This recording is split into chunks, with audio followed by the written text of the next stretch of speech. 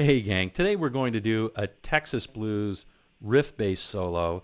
It's basically one riff that's repeated over the 1, the 4, and the 5 chord, strung together to do a complete solo, Texas style shuffle.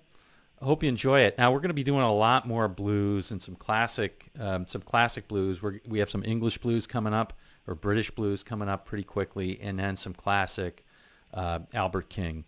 So anyway, this is just sort of an interim blues to keep you, to keep those of you who really have a blues fix ready. Okay? All right. Anyway, I hope you enjoy this one, and I hope you can use this sort of riff-based soloing. It's a really easy way to really to get a complete solo. You just have to alter the lick a little bit for the 4 and the 5 chord.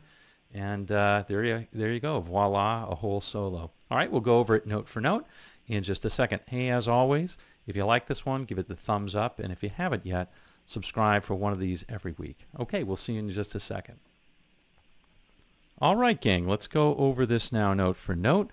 First things first, you can download the tab from the link in the description below. It's going to make your life a little bit easier, but you probably don't need it. Okay, this one is a blues shuffle in A. So the 3 chords are simply A, or A7, D7, and E7. And it kind of goes like this.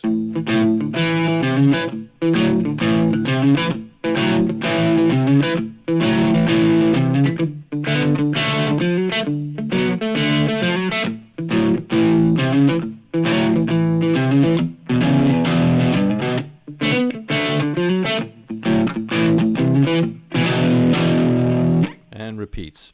All right, so standard blues. Okay, here is the lick.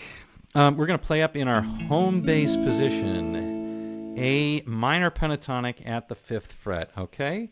And this first we're going to play triplets, so it's going to start out, we're going to slide in on the first 2 strings up to that A, mini A chord, the first 2 strings, barring on the 5th, like so. And we're going to play triplets on that a couple times.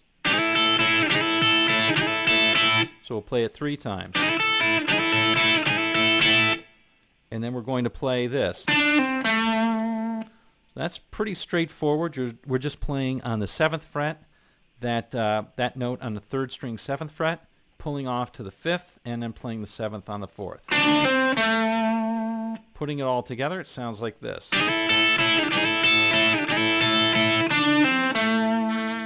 Okay, we'll do that a few times.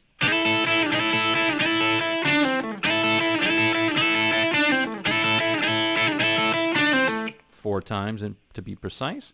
Now we're going to do the lick over the D chord. Nothing much changes, except instead of playing this, we're going to play this, which is just a little mini D7 chord, or D chord. So we're sliding up, what we're sliding up to is on the 2nd string the 7th fret, and on the 1st string the 5th. So that's that right there. The rest of the notes are exactly the same. All right, so that's over the 4 chord. And then over the 5 chord, we're going to play the same thing, but just 2 frets up.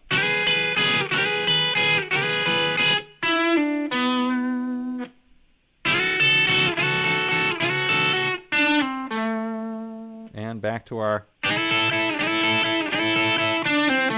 And we get out of it just by bending on the 7th up and playing on the 7th on the 3rd string and playing on the 5th. But that's a different lick. All right?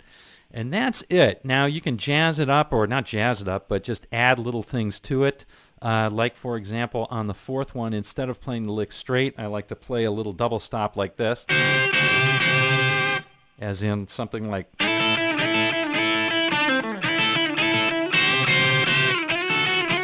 Before I go into that 3rd, I'm playing a A7th, basically.